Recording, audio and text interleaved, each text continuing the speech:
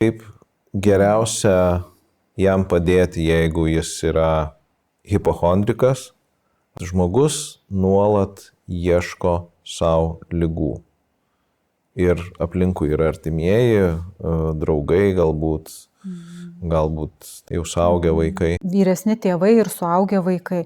Galima kalbėtis ir be abejo važiuoti pas gydytojus, ten patikrinti, gal iš tikrųjų yra ten kažkokių sveikatos problemų.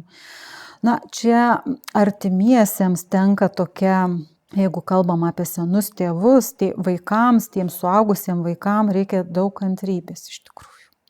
Apsišarvuoti kantrybę.